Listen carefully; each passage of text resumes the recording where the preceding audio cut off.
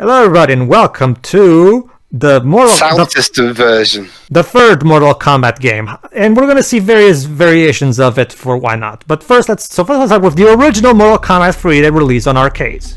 Midway presents, you have been chosen to represent Earth in Mortal Kombat. Be warned, although your souls are protected against Shao Kahn's evil, your lives are not. I cannot interfere any longer as your Earth is now ruled by the Outworld gods. These are the words of Raiden. There is no knowledge that is not power. I have no idea why Mortal Kombat 3. Yeah. I have no idea why Mortal Kombat 3 says that, but whatever. Go ahead. I have to say that was a very long title that Midway wanted to present there. It's literally a phrase long. MK4 is the best score. MK4 is the best score, and CRL is nowhere to be seen. Wait, how come? Wait, the WWF won 9 times? Damn. Yes. Okay. A panda won 9 times. You must act now, Earthwall. Okay. For centuries, Earth has used Mortal Kombat to defend itself against the Outworld's Emperor Shao Khan. But Khan becomes frustrated by failed attempts at taking Earth through tournament battle. He enacts a plan which began 10,000 years ago. It's not really enacting then, is it? During this time, Khan had a queen. Her name was Sindel, and her young death was unexpected. Khan's shadow priests, led by Shang Tsung, make it so that Sindel's spirit would someday be reborn. Not on the Outworld, but on the Earthrealm itself. And this unholy act gives Shao Kahn the power to step through the dimensional gates and reclaim his queen, thus enabling him to finally seize the Earthrealm. So there you go, Shao Kahn finally seizes the Earthrealm. So Shao Kahn started the unholy war.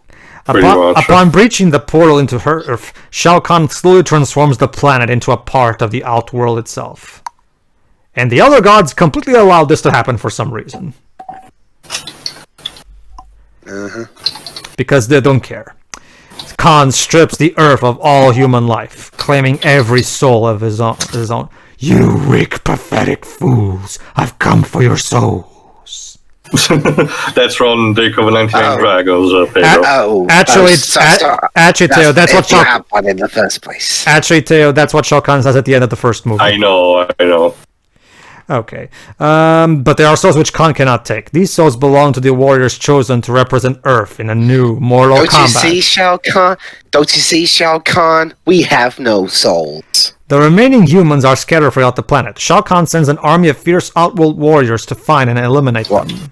What? Then? That's it.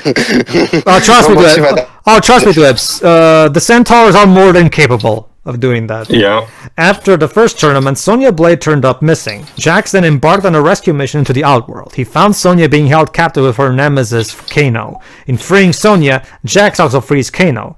Kano then uses the chance to escape arrest. So once again, Kano got away. God damn it, this is the third game in a row.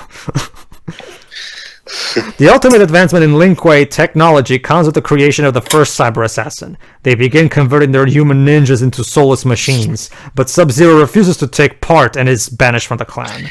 I think they were missing an assassin. After winning the first Mortal Kombat and escaping from the Outworld, Liu Kang looks to the future. He begins training a new generation of Shaolin alongside Kung Lao, but nothing could prepare them for the unexpected Outworld invasion. So yeah, that's the basic intro story of the original Mortal Kombat 3. And now, later, still in arcades, Midway made an expansion called Ultimate Mortal Kombat 3. Yeah. For some reason, Ultimate Mortal Kombat 3 does not have the opening intro thing that we just read. I'm guessing they were thinking, whatever, people already know, let's just focus on to the gameplay. I actually don't know about the change, the history behind the changes, but yeah, the Ultimate MK3 does some weird changes that are just bizarre in nature. Like some things are simply removed, others are added for specific versions only. There is no knowledge. That is not power. And Dr. Robotnik! Dr. Robotnik is the champion of Ultimate Mortal Kombat 3, it seems. Of course! That makes sense. Dr. I mean, you've seen that he's a mean bean fighting machine in Sonic the Fighters anyway. All right, so now let's. I'm trying to check to show an awesome code. It's called Ultimate Mortal Kombat 3 Arcade Hack, which basically changes the Ultimate Also, Mortal you can Kombat. play Galaga, Power Pong, hilarious. Yeah. This hack changes the Mega Drive version of Ultimate Mortal Kombat 3 to be much more close to the arcade version. And one of the things that they have, you can also check all the BIOS screens and win screens, and they also went out of their way to also add extra things for some of the characters who didn't have them originally. But first, there you go, see? So yeah, as you can see through here, hold on, I'm gonna show another one. let's go for the first one. Or this one maybe. Yeah, there you go. As you can see, yeah, they did a good job, because this intro is not even in the original arcade, so it's a good thing. They did a good job porting the original arcade assets into this version, so there you go. Also, I think that I noticed while we were searching off-screen commentary, apparently the original vanilla version of MK3 actually got the toy tech treatment and actually got a Master System version in Brazil. Yeah, I don't even want to know how it looks like. Tectoy made one, yeah. Okay, so Chameleon. So here's this character. Reptile was once thought to be the last member of an extinct race of creatures. Until the appearance of Chameleon, he alone knows the truth about their history and chooses to fight on the side of the Earth, making the last survivors of their race lethal enemies. So there you go. Chameleon is actually part of the same race as Reptile. Weird. Chameleon looks like he's cosplaying as Smoke. That's only the default image that you see, because his sprite actually flashes through all the colors. Yeah. Cute.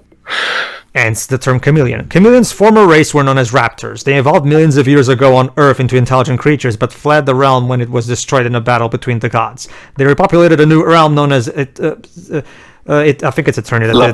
Only to be driven. This was translated by. This hack was made by Russian people, Teo. So I'm guessing they mean Eternia. I don't know. Or Edinia, sorry. To Outworld in Mortal Kombat, with Shao Khan near victory against Earth, Chameleon contacts Reptile and shares the truth about their race with him.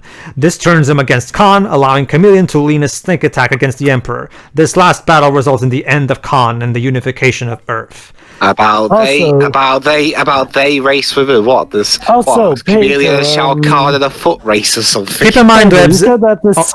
You said. Hold on. In the realm of Outworld, Motaro's race of Centaurians has long since come into conflict with the Shao Khan. When Shao Khan formed special extermination sounds to eliminate the chosen warriors of Earth, Motaro was appointed to head this elite group of savage warriors. So yeah, the Shao Khan were once the ultimate major race that worked for Shao Khan, but not any longer. Now the Centaurs have replaced them. So this will also come into place with Kintaro later. Motaro and his group of Centaurian warriors took upon the Earthrealm in full force, taking down any threats with the Emperor's plans of domination. Growing concerned that one day these warriors would rise against them, Shao Khan ordered that Motaro and his people would be exterminated quickly as possible, Frieza style. The Centaurs became enraged by this, and thus decimating the Emperor's forces in a brutal fashion. Motaro ends Shao Khan, freeing both the Earthrealm and the Outworld. Motaro and his warriors return home and resolve their issues with the Shao Khans, and with that an alliance was formed. Together they will defend the Outworld from outsiders who threaten it. So, there you go. So Pedro, you mentioned that this is apparently a hack we're playing? Yes, we are. Don't worry, I'll explain in a moment. Shao Khan. Many decades ago, Shao Khan rose to power in the Outworld, usurping the realm from Katana's parents and taking Queen Sindel for his bride. Then she died. Now, centuries later, Sindel is reborn. Since Shang Tsung failed to win the Earthrealm for Mortal Kombat 1 and 2, her rebirth is the means by which Khan will finally seize the planet. Alright, then now let's check out what happens if you win the game as Shao Khan. After thousands of years of planning and plotting, Shao Khan has finally taken the Earthrealm, but he knew the consequences for breaking the rules of Mortal Kombat decreed by the other. Oh, there you go. Thus, he devised another plan that no one, not even Shang Tsung, knew about. Using his dark magic, he created a clone of himself to carry out his. So there you go, Teo. Turns out the Shao Khan we fought in Mortal Kombat 2 was a clone. Original plans while he went into hiding. It wasn't until after his defeat by the Earth Warriors that Raiden revealed to them that, well, the Shao Kahn they destroyed was a clone. Without knowing his true whereabouts, no realm safe as long as Shao Kahn exists among them. So there you go. It's Dr. Doom all over again.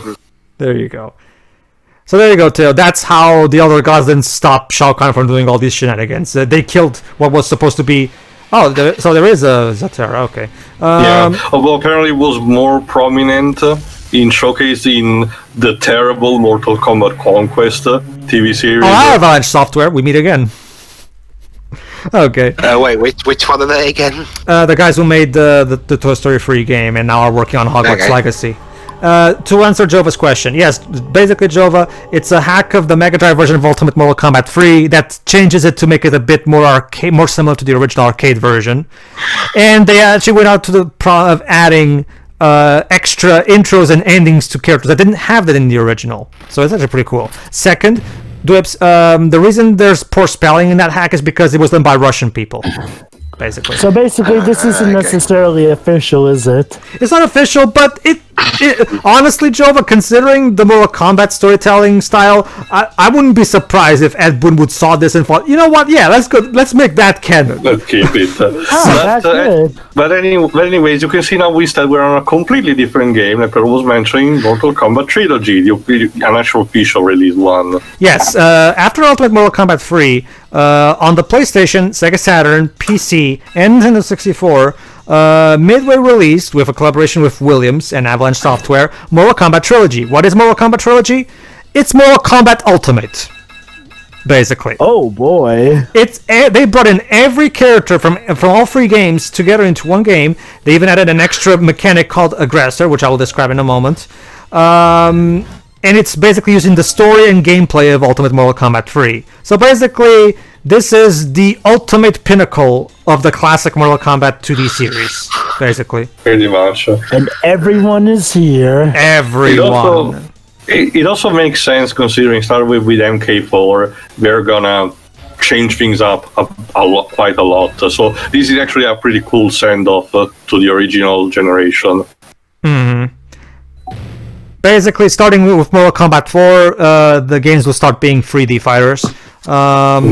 But so this was basically the send-off of the original 2D series. Technically, it's not the very last stuff. If you press select on MK3 Kano, you'll be able to play as MK1 Kano. Cool. There you go. Now another one. Where was it? Yeah. Now Liu Kang doesn't have his MK1 cell, but it's okay. He still very much plays the same. There you go. You can play as the boss characters. You can pick select on Kung Lao to select this MK2 version. There you go. I actually prefer his MK2 costume. You can also pick between MK2 Raiden and MK1 Raiden. So there you go. So in order to change my clothes, I must blow up. You can also pick between MK3 Jax and MK2 Jax. So there you go. Not to now that I think about it, MK1 Liu Kang's fatality is so lame that it actually is kind of a. You know what? I'm not going to cry over his not inclusion here. So yeah, you can also play as the boss characters, as you can see. So yeah, everybody. Maybe that's why they didn't include it. So yeah, everybody's here. So, but once again, it's canon-wise, it's Liu Kang that wins the tournament. So we're going to play as him once again. He must win. Liu Kang wins all the first 4 tournaments. Not the 5th one, because in the 5th one he's dead. But we'll get used to playing as Luke. We'll get used to playing as Luke. Please believe me, that's only the beginning of shit happening to him. Alright, let me address something that I'm sure... He's dead. Let me address something that I'm sure some people, probably including even Joe, want me to address. Why is the game called Mortal Kombat Trilogy? You'd think with a name like that would be a compilation of the first 3 Mortal Kombat games, right? I don't know. For some reason, instead of calling it, they couldn't call it Ultimate Mortal Kombat 3 because that name was already taken. I guess the term Definitive Edition didn't really catch on yet. So the logic was, well, it has all the characters and levels from the original trilogy, so let's just call it Mortal Kombat Trilogy. It's funny because normally when you call something a trilogy, that implies that there are 3 installments in it. So this game was made before the term Definitive Edition was coined, I guess. Still, though, I mean, of all the names to pick, trilogy is very misleading. It is a bit. Anyway, the one major addition, gameplay-wise, that this game has over Ultimate Mortal Kombat 3 is the Aggressor mechanic. The more damage you do to an opponent, the more the aggressor meter will fill, and eventually will spell out the entire word aggressor. Basically, if you fill out the entire word, your character will become faster and do more damage. You'll see in a moment. Don't worry, you'll be able to see. Go ahead. So it's kind of like the rage mechanic in Smash. The more damage your character gets, the more damage they deal back in return. Not in this case. You have to deal damage instead of taking damage. But right. Yeah, that's basically it. Aside from that, the game plays exactly like Ultimate Mortal Kombat 3. Also, look at that. Smoke is letting off smoke. Much like in his appearance in MK2. Yeah, this is MK2 smoke. Also, it may just be me, but Liu Kang sounds like Mickey Mouse doing martial arts. It's supposed to be a reference to the way Bruce Lee screamed in his movies. I think he's actually voiced by the composer, because it's the same tone that he uses for his toasting. Yeah. On these original 2D games, the characters were voiced by the developers. As we know, Ed Boon is the voice of Scorpion in this era. It's only starting with 4 where they start using actual voice actors with mixed results. Which is weird because MK4's voice acting is hilariously terrible. Yeah, it is. Boy.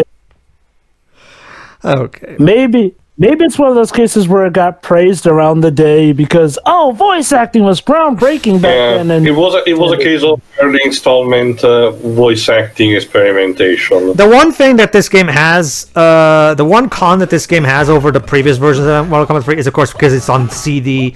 Well, the Nintendo 64 version doesn't have the load times. But because it's on a Nintendo 64 card, it's much more compressed and I still recommend playing this on a disc because yeah, you have to live load times, but I'll take that over compressed assets personally. Not to mention the load times, as you can see, are not that big a deal. I've seen PS1 games with far worse load times than this, to be honest with you. I mean, also, some people on the internet, when they review this game, they tend to really complain about the load times and say they're atrocious. I don't see it, to be honest. I think the load times are acceptable, considering the circumstances, to be honest with you. I've seen way worse load times in games of this period, to be honest with you. Now, Jova, we were mentioning about these being technically the last game that had digitized actor in terms of sprites before 3D models.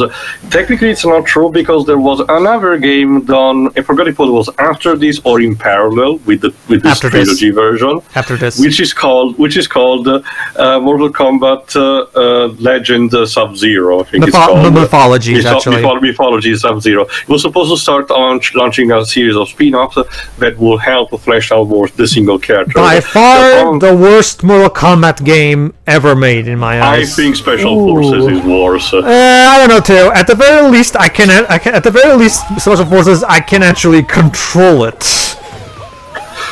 I guess, but here's the thing, Jova. Aside from sadly, the gameplay hinders it because aside from the fact that the story is okay, it's nothing too bad, honestly, for Sub-Zero. But the thing that sells it entirely are the FMVs on the PlayStation version. They actually have the live-action cutscene with actors, and not only the cutscenes are hilarious with how over the top the voice acting is and how it does not fit, but guess what? The game includes a blooper reel, and it's absolutely hilarious. Yeah. Oh boy. That's the thing too. I will still, at the very least, don't get me wrong. Special Forces is terrible too. It's just that at the very least, the control scheme makes sense. Because I'm not even kidding you, Joe. But Mythology Sub-Zero, that game is the controls defy all logic and common sense you would have as someone who has played video games before. Remember, Jova, it's the same thought process that had the console, the SNES and Mega Drive version of Batman Forever. If you remember, that was using the MK engine by Midway. So, a platforming game. Yeah, and Mythology Sub-Zero has the exact same problems. Yeah. It tries to make a platformer out of Mortal Kombat. Yes, it's a platformer, Jova, with the controls of the Mortal Kombat main series game, because that's not a bad idea at all, is it? The only time I've really seen that work is in Smash, honestly. Well, that's the thing. Smash has a floaty enough jump so that it becomes very doable. Mortal Kombat physics don't work for that sort of game. They don't work. Not to mention, it's not even just the physics. Jova, the controls themselves are terrible. Like for example, you have to do a lot of turning in that game, and the way you and the turning is so delayed. The game is nearly unplayable. It really is. Well, you can watch Dark Lord Jada One's review of it. It's oh god, no. You reviewed the N64 version, which has even worse controls than the PS1 versions. The N64 version has text cutscenes instead of the FMVs, obviously. And it has no load times also as a result. But again, that's where the praise stops. That's another thing too. That's the thing too. The N64 version takes out the one cool thing, which is the hilariously bad cutscenes. So the N64 version, as far as I'm concerned, is the worst version. Pretty much. Am I missing something? Not so much. Well, we're still fighting the tournament. You're fine. Yeah, I'm fighting Mortal Kombat 1 Kano, who somehow. Oh my god! It's time travel before Mortal Kombat 11 did it. Oh, actually, Joe, time travel was already present to some extent, even in the original pretty much. timeline. And starting with the reboot timeline, became much more prominent. To the point where 11 cements, all the different discrepancies as just different timelines. For giving an instance, since we're speaking about spin-off, after the two that we mentioned, there was actually a third spin-off called Shaolin Monks for the PS2. It's actually the better of a bunch, but the problem that a lot of fans had was that it had so many incongruences with what the story of Mortal Kombat had been until that point. That they basically they were decanonizing on their own. Okay, hold on. To be fair, I mean, wasn't Shaolin Monk supposed to be a what-if scenario anyway? Pretty much, but with 11, it pretty much cemented the fact that it's just an alternate timeline. Well, but even back when it first came out, I'm pretty sure Ed Boon only meant it as an alternate sequel to the first game, not so much an actual. I don't know what to tell you. I do remember the fan questioning. Well, okay, but that's the thing too. I get the feeling that was unfair on their part, because MK Shaolin Monks is clearly a what-if scenario type of game, not so much a main. Not so much a game that's actually supposed to be canon with the main ones. It's an alternate. It's an alternate sequel to the MK1. That's how I saw it, honestly, to be honest with you. I mean, it works in that regard, to be honest with you. And I still think that game is actually pretty good. I mean, it actually is, honestly, like you said, but it's the best of a spin-off. So it's the one spin-off that was actually directed by Ed Boon himself, and it shows. But yeah, it's also funny because despite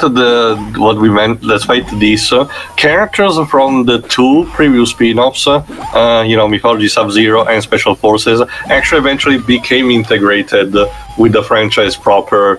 Much similar to how the secret characters were integrated as well.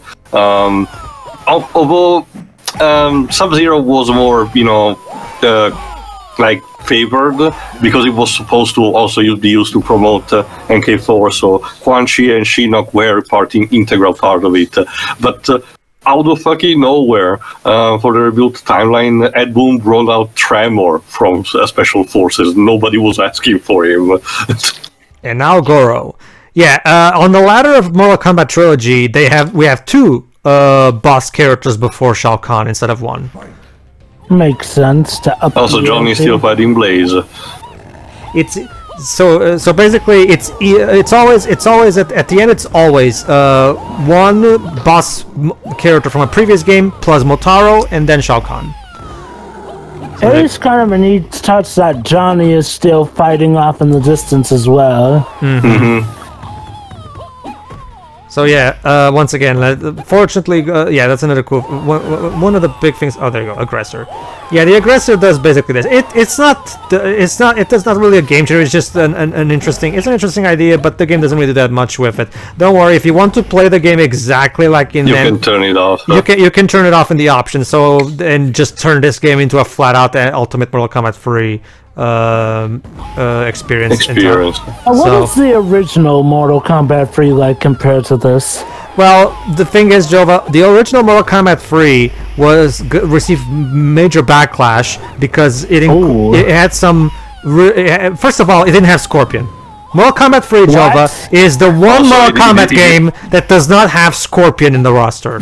Nor Johnny Cage, if I recall correctly. Well, Johnny Cage died in between those games. Yeah, well, that's still the point. One of the classic characters from the previous two games did not return. Just had Johnny Cage die off screen. That feels lame. To be fair, yeah, lame. Well, to be fair, back then storytelling in games was a bit less. It had lower standards. It wasn't. I think a better question is why, though. Like, I mean, because they wanted to promote the best next human character, Jova, everyone's favorite Striker, a violent cop. Nobody likes him. I don't even like him. I'm not even that familiar with Mortal Kombat, and even I've heard about the backlash that Striker got. Well, Taylor, did they at the very least made him better in the new timeline?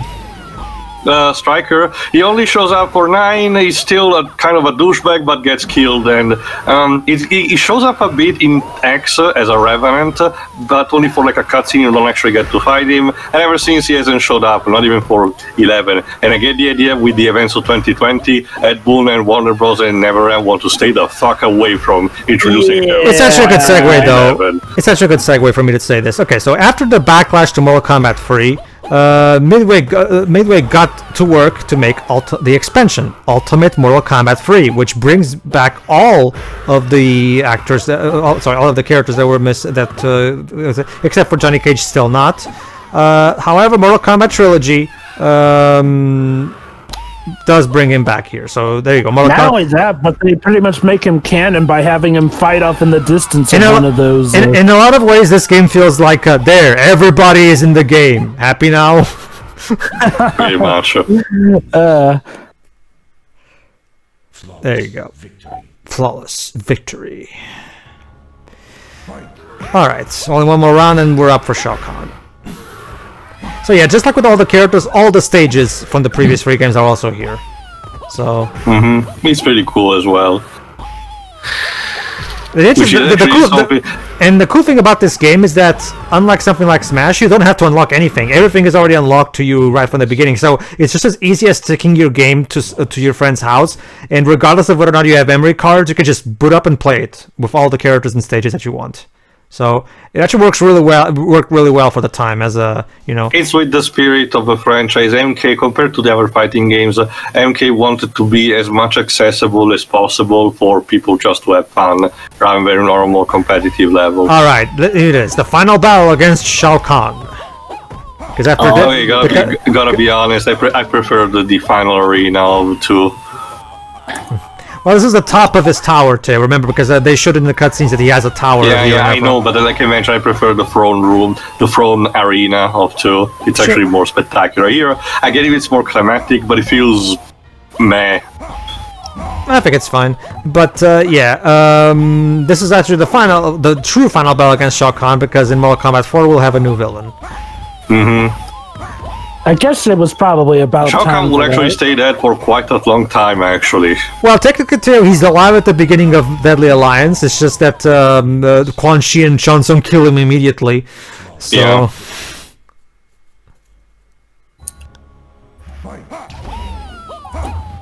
There you go.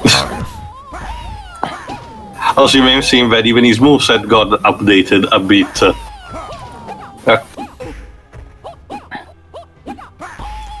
There you go.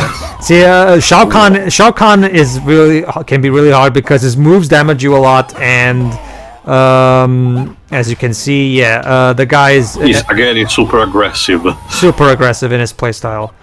At least we tone down a bit his taunting. He doesn't taunt you every 5 seconds. He still does it, but less occasionally. There you go. There we go. Flashing. Shit. It's gonna blow. Don't worry, he's okay. Wins. I love how the text just pops up a bit and say, "Oh, by the way, Liu Kang drinks. Don't worry." Shao Kahn is no more. You are the Mortal Kombat Trilogy champion. Trademark. All right. After this, all right. Now we get to select treasures, but first let's actually save the state so we can actually pick various. Okay, so if you pick the first one of the treasures, Yeah, you have discovered the lost treasures of Shao Khan. Choose your reward. The first one is the terminal outcome, aka the ending of the character. But we're not gonna see that because we have an entire second part for this purpose. So let's skip that. Battle of Chameleon. So there you go. This is where Chameleon comes from. Your second reward is the new secret, super special, awesome character for this game, Mortal Kombat Trilogy. I mean, Chameleon. Prepare to be dazed, Joe. Yep. There you go. This is how Chameleon actually looks like. He's basically he's constantly changing between the various ninjas. That yeah, I gotta say, you gotta love how when he changes to gray, he suddenly becomes smoke with the smoke. The purple ninja is something else entirely, but more on that, or him later. Yes, Lips? Are any of the choices traps? No. Like if you pick one, you get a game over. No, one of the if I remember correctly, not in if I remember correctly, in Trilogy they removed the classic games, but in the original Ultimate Mortal Kombat 3, one of them is to play Pong and the other one is to play Galaga. Galaga. I wonder how we managed to convince Namco to allow him to do that. Well, Galaga. Well, Galaga. Well, probably Namco was all like, who cares? It's an old game at this point. Like, whatever. Probably. Also, Namco was having a lot of its museums at the time. Maybe there's that. If you pick the Yin Yang, and so you get the MK1 Classic Endurance Combat. aka you fight all the characters from Mortal Kombat 1 that are in this game. There you go. See, we start with Kano even. But we're not gonna. Okay, it's just more fighting with the MK1 character, so you get the point, right? Let's move on. So the number 3, MK2 Classic Endurance Combat. Wait, it's 3. Yet we're doing Mortal Kombat 2. You figured that one out. All right, that's about it. We're gonna show more. The other stuff that they show. The other rewards are. Supreme demonstrations of fatalities and other finishing moves, but we're gonna have a second part entirely dedicated to that, so no point in choosing those. So yeah, once again, credits. John Turk was the ninjas this time. I love actually how we now list only one actor with all the different roles that he had instead of having all the actors splash like that. There you go. Ninja Smoke. Carlos Pazina as Raiden, of course. And Tony Marquez played both Kung Laos. Gary Hoskins as Sonya, and Chris Alexander as Johnny Cage. And Becky played the Free Ladies. And Steve Ritchie as the voice of Shao Khan. To me, he will always be the Shao Khan. Like, you suck. Really? Don't get me wrong. I have no ill will towards the actors that came after him, but Steve Ritchie's Shao Kahn voice in MK2 and 3 is just classic and pure Mortal Kombat iconography. It's just that's also very trivia drove the bit of trivia, which will become a staple for all MK games. The narrator, the one who tells Scorpion wins the flawless victory, fatality. That's Shao Kahn saying that. AKA Steve Ritchie. Steve Ritchie, when you think about when you think Mortal Kombat, what's the first thing that comes to your mind? Who X wins? Fatality. And Steve Ritchie is the one that gave that original MK2 and MK3 type of booming voice that you usually associate with Mortal Kombat. So Steve Ritchie.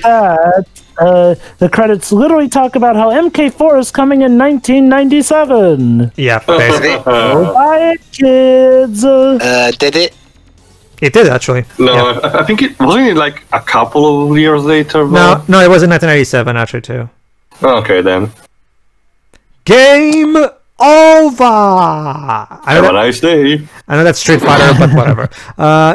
Steve Ritchie will always be the true Mortal Kombat announcer. Random prize. So let's see what the random prize is.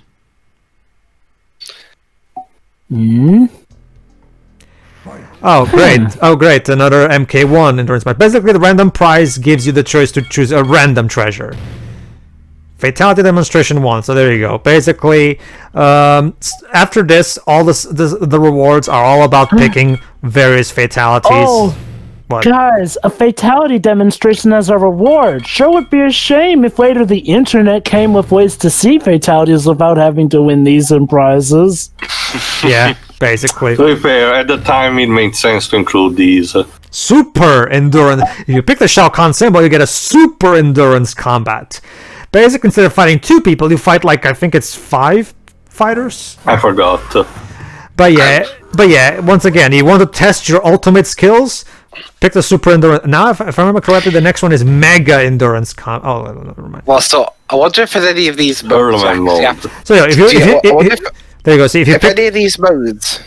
If you pick our tournament outcome with Motaro, it just says Motaro wins, and this is where the guys who made the hack that I showed earlier took that image from. That's why I showed that hack from earlier, because those people actually bothered to create a proper ending for Motaro.